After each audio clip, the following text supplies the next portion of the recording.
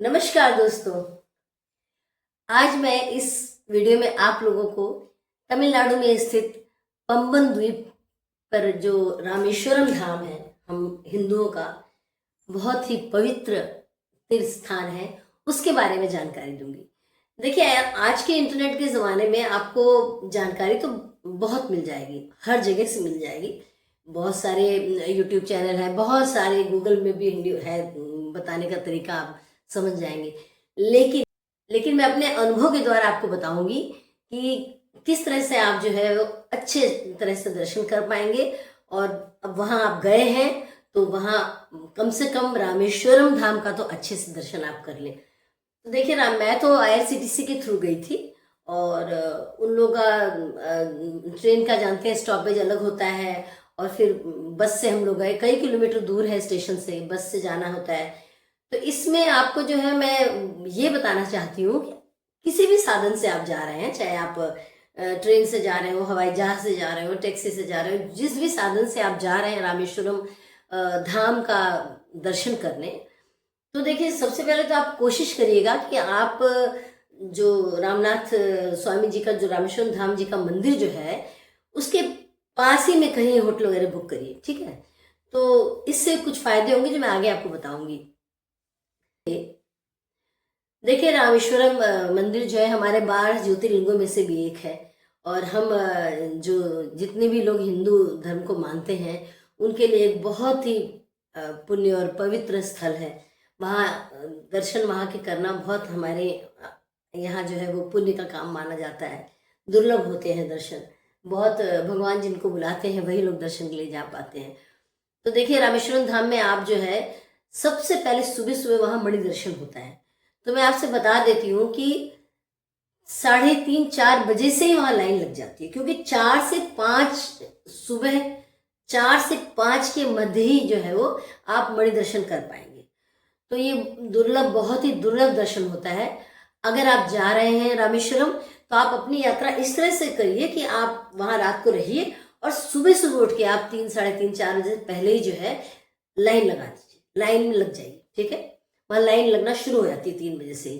तो आप, मैं तो कहूँगी कि आप अपना मोबाइल, अपनी जो चप्पल जूते वगैरह है सब अपना होटल में ही छोड़ के जाइए, नंगे पैर जाइए। और एक नया वस्त्र, एक वस्त्र जो कि आप नहा करके पहनेंगे, उसको एक अच्छे से पॉलीथीन में, बढ़िया से 2-3 पॉलीथीन में लपेट के लीजिए, ताकि वो आपको गीले ना हो। आगे जो प्रोसेस है उसमें आपको बताती हूँ क्या करना है। देखिए, सुबह सुबह आप लाइन में लग गए, ठीक है। भगवान जी के मणि के दर्शन करिए। मणि दर्शन के बाद आप निकल जाइए समुद्र स्नान के लिए। बिल्कुल मंदिर के अपोजिट में एक रोड है, वहां से समुद्र बिल्कुल पास में है, ठीक है। समुद्र में आप डुबकी लगाइए, अपने कपड़े अपने जो कपड़े आप ले गए हैं उनको वैसे के वैसे लपेट के हाथ में लिए रहिए। और इसके बाद लाइन में आप लग जाइए 22 कुंडों के स्नान के लिए। ये 22 कुंडों का स्नान बहुत ही पवित्र माना जाता है। देखिए, समुद्र के पास होने के बावजूद भी ये जो 22 कुंड है उनका जल बिल्कुल मीठा होता है। तो इस तरह से आप फिर लाइन में लगेंगे तो आप चलते जाएंगे, भीड़ चलती है, उसमें आपको विशेष दर्शन की भी लाइन होती है।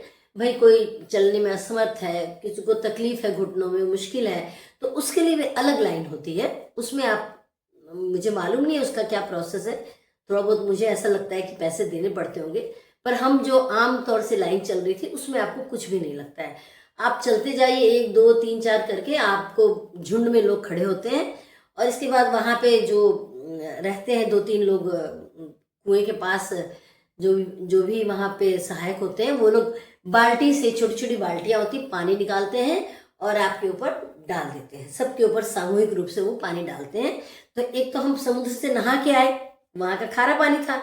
इसके बाद आप जो है इस पानी से जब आज 22 कुंडों में आप स्नान कर लेंगे तो आपको जो है बहुत अच्छा लगेगा। ऐसा मानते हैं कि ये 22 कुंड जो है इनका पानी बहुत ही पवित्र है और अनेकों चर्म रोगों को, बीमारियों को दूर कर देता है, ऐसी मान्यता है। और हमें तो पता नहीं था, लेकिन आप जाइएगा तो एक बॉटल ले लीजिएगा, क्योंकि ये 22 कुंड के जो पवित्र जल है ना, वो आप ऐसे करेंगे तो थोड़ा थोड़ा थोड़ा थोड़ा आपकी बॉटल में आ जाएगा। ये मैं आपको विशेष सलाह दे रही हूँ, क्योंकि हमें कोई सलाह देने वाला नहीं था। इस तरह से आप जल इकट्ठा कर लीजिए 22 कुंडों का।